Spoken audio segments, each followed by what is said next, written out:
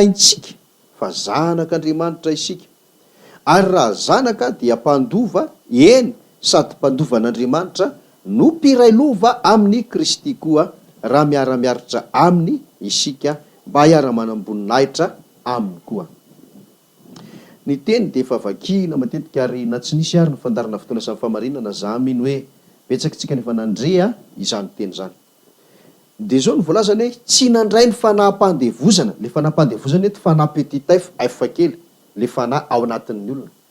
Dikany dia hoe nandray fanahy le olona, fa nazavainy ny soratra masina izay nisoratan'ny apôstôly Paoly mazava tsara te io fanahy niraisina re io hoy izy dia tsy fanaham-pandevozana. Zany hoe misy fanahy velona ao anatin'ny olona zay le nandray ny fanahy izy, fa saingy tsy fanaham-pandevozana ndray ozy izy ho amin'ny tahotra, fa fanahin'ny zanaka natsangana, izay manamarina zany hoe natsangan'Andriamanitra ho zanaka ilay fanahy ao anatin'le olona. Dia rehefa natsangan'Andriamanitra ho zanaka, zany hoe velona io fanahy ao anatin'le olona io dia io sy ilay fanahy masina eo amin'ny 1:4 no miara-milaza hoe zanak'Andriamanitra isika. Ny dikan'izay araky ny fanamafisana sy ny fanazavana nantoko teto foana dia zao, raha mbola tsy tonga ao anatin'ny olona zay hoe fanahy velona zay, ary indrindra raha tsy mino izy fa misy ny fanahy, dia mazava zany fa tsy zanak'Andriamanitra izy, satria fanahy misy eo anatin'ny olona mihitsy ampiny le fanahy masin'Andriamanitra no miara-milaza fa zanak'Andriamanitra le olona. Fa raha mbola tsy tonga amin'izay le olona zany hoe tsisy fanahy ao anatiny, mbola maty le fanahy, mbola tsy zanak'Andriamanitra izy, mazava loatra, mbola an'ny devoly. Dia nazavaina tsara eo amin'ny 7:10 hoe raha zanaka ozy dia mpandova sady mpanovan'Andriamanitra no mpiray lova amin'ny Kristy ihany koa. Zay zany ny zavatra entin'le batisa, fahafatesan'ilay nofo andevon'ny ota, fahaveloman'ilay fanahy, dia miampy an'ilay fanan'Andriamanitra, dia lasa zanak'Andriamanitra. Dia ireo anankiroa reo, le fanahy sy ilay fanan'Andriamanitra no miara-milaza amin'Andriamanitra hoe abaray io. Zany hoe manomboka eo zany ny fananganana anaka, atsangan'Andriamanitra ho zanany ny olona anankiray eo amin'ny fahavitan'ny batisa, raha ilay tena batisa original. Zay ny anankiray. Dia rehefa velona iny fanahy iny dia inona amin'izay ny zavatra mitranga. Ity teny ity zany no vakintsika farany tamin'ny fandarantsika farany fa ho vakian'Andria mandeha izy ao amin'ny bokin'ny Koritianina 2 dia ny toko 4. Koritianina 2 toko 4 andininy 9. Amin'ny anaran'i Jesosy ary no amakitsika ny teny manao hoe ary tsy ketraka izahay fa na dia mialevona aza ny toetra ivelany, dia havaozina isan'andro kosa ny toetray anatiny. Zany hoe manamafy tsara ny zavatra efa niresahantsika teo ity tenin'Andriamanitra ity hoe tsy ketraka izahay. Iza moa aloha nanoratra an'ity? Dia ilay Paoly apôstôly nanoratra ilay Romanina ny vakitsika teo any, zay mampitohy iny teny iny amin'ity teny ity indray ary. Tsy ketraka izay ho Paoly satria nahoana? Na dia mialevina aza ny toetra ivelany. Raha isika olombelona no mandinika, tsisy olona manana zany hoe toetra ivelany sy toetra anatiny zany, fa ny toetra dia ray ihany dia le ao anaty ihany miseho hoe ty ivelany. Fa ny dikan'le toetra ivelany sy toetra anatiny eto dia misy fanazavana kely moa ho antsika izay manana baiboly ery ambany ery ny dikan'le toetray dia hoe olonay. Zany hoe te hanambara ny apôstôly Paoly fa misy ny olona ivelany ary misy ny olona anatiny. Ilay olona ivelany araka ity tenin'Andriamanitra dia izao hitan'ny masonao zao, io vatan-tenanao io, io tenanao io natao hoe olona ivelany. Dia io le nresahany hoe mialevina, satria nahoana? Meantitra, meosa ary ny farany dia maty, ary rehefa maty dia lasa vovoka. Zay le hoe mialevina zay. Fa izaho ny apôstôly Paoly dia tsy kivy amin'izany ary tsy ketraka an'izany, fa na mialevina ary io ka hifarany amin'ny fahalovana tokoa dia hoy izy hoe havaoziny isan'andro kosa ny toetray na le olonay ao anatiny. Dika zany dia zao hoe misy fizarana roa na fisina anankiroa ao anatin'ny olona anankiray. Ny fisina voalohany ny ivelany, ny fisina faharoa ny anatiny.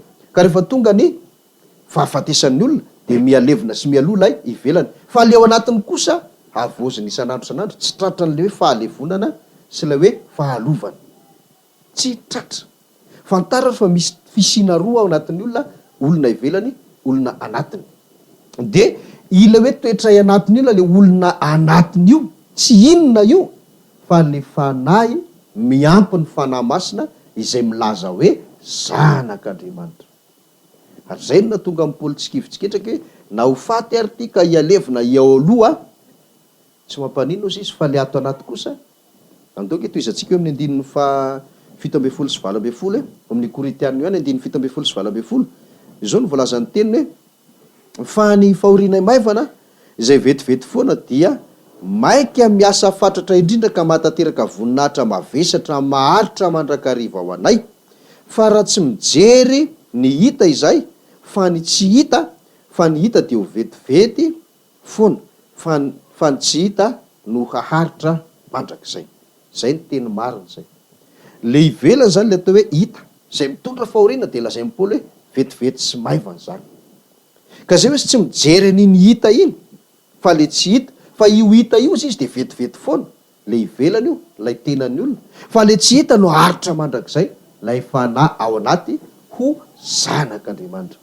Mipetraka ary ny fanontaniana hoe ahoana moa ry pasitera nitateraka an'izany ianao zao vatan-tenanao io zany dia aloha dia lazainao fa le fanahy ao anatiny indray no zanak'Andriamanitra dia io naharitra mandrakizay fa le ray oloha ahoana ny tenin'Andriamanitra milaza fa hatsangany io maty io sy ny karazany dia le tsy hita ve dia ahoana ny andovan'ny zany fanjakan'ny lanitra araka le Romanina 9:17 hoe ny zanaka no mandova. Zay indrindra le tsy fahafantarantsika ny soratra masina araka nambaran'i Jesosy hoe mahdisevitra nareo tsy fahafantaranareo ny soratra masina. Ndao tsika maky teny any ary eo amin'ny Koritianina io ihany toy izantsika dia ny 5 ary andininy voalohany. Koritianina 5 2 ka hatrany amin'ny andininy 4. Koritianina 1 Koritianina 5 azafady 5 ka hatramin'ny 4 amin'ny anaran'i Jesosy zao mivolazany teny ary fa fantatsika fa raharavana ny tranolayntsika etỳ tany dia manana izay voarafitr'Andriamanitra isika dia trano tsy natao tanana izay maharitra mandrakizay any an-danitra ary misento ao anatin'ity isika ka maniry indrindra hitafy ny tranontsika izay avy any an-danitra koa fa ho hita mitafy isika fa tsy mba mitanjaka fa isika izay amin'izao lay izao dia misento noho ny mahavesatra antsika satria tsy tiantsika ny endahana fa ny mba hotafiana koa mba hatelin'ny fiainana ny mety maty. Asa raha ho teny vaovao aminao zao fa dia zany ny zava-marina zany. Fantatsika izy fa raharavana ny tranolayntsika etỳ tany. Io tranolayntsika etỳ tany io dia tsy inona fa le olona ivelany ty vatan-tenanao ty. Dia manana izay voarafitr'Andriamanitra isika ohatrany hoe manana tranolay afaka ohatran'ity vatan-tena ity zany ny olona zay efa zanak'Andriamanitra io aloha dia trano tsy natao tanana zay maharitra mandrakizay. Marina zany.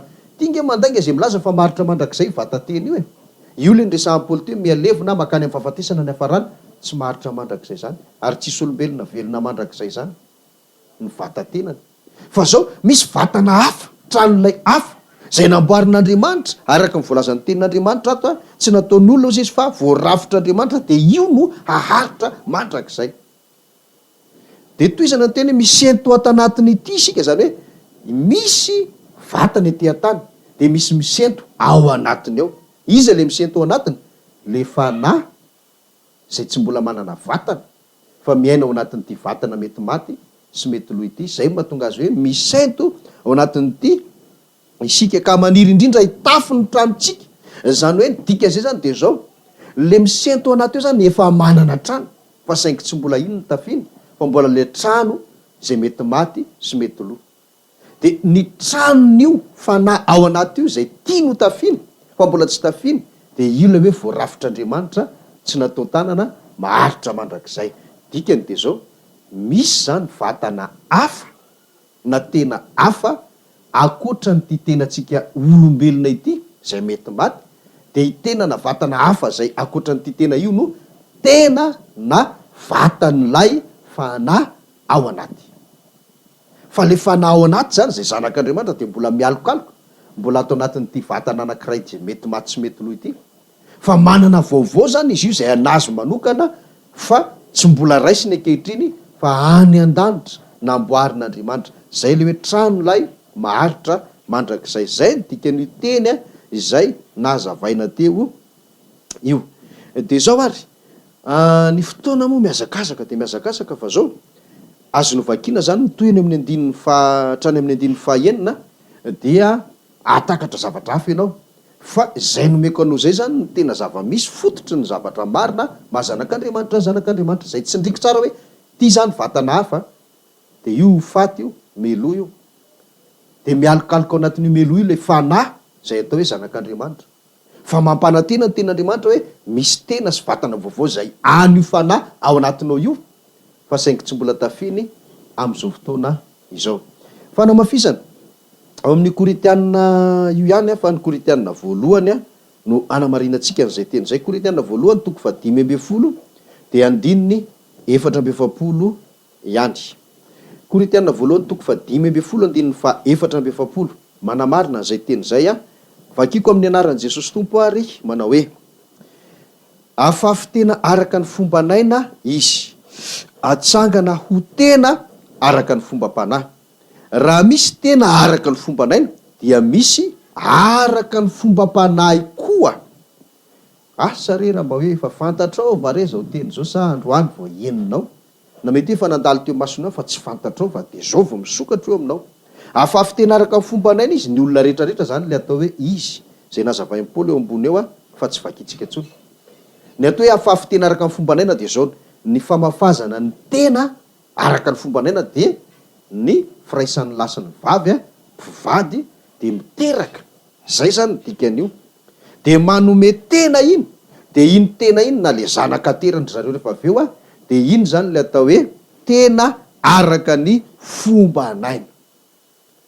De namafisina fotsiny de zao hoe nafafy izy tam'izay de rehefa maty izy de atsangana ho tena araka ny fombam-panahy.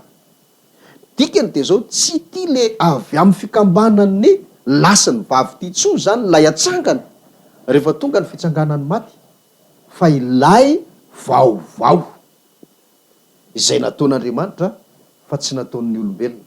Tsy avy amin'ny firaisan'ny lasan'ny vavy tsony na ny fikambanan'ny mpivady intsony, tsy avy amin'izay tsony ny vatana ho raisin'le fanahy fa ilay tranolay nataon'Andriamanitra tsy avy amin'ny olombelona fa nataon'Andriamanitra lay aharitra mandrakizay.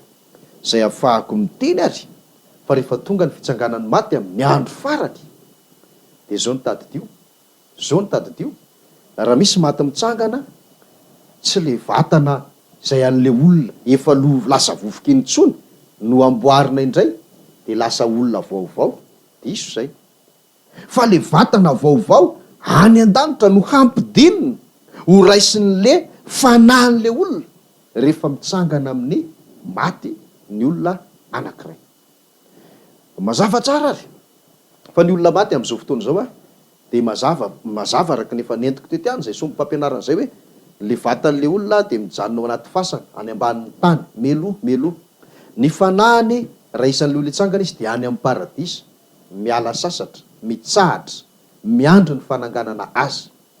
De rehefa tonga am'izay zany fitsanganany maty amin'ny fotoana iverenan'i Jesosy Kristy de tsy ty vovoky ty intsony no akambana amin'le fanahy ato anatin'ny paradisa fa le vatana avy any an-danitra no omenan'le fanahy ao amin'ny paradisa de iny no ifoazany rehefa tonga ny fitsanganan'ny maty.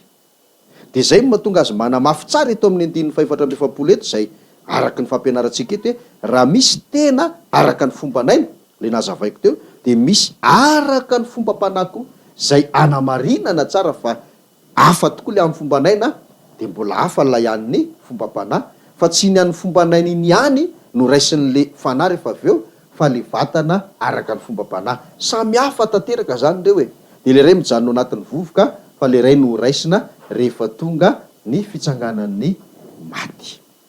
Farany manamafy an'izay rehetrarehetra izay ity andinitsoratra masina ity ao amin'ny Kolosianina dia ny toko 7.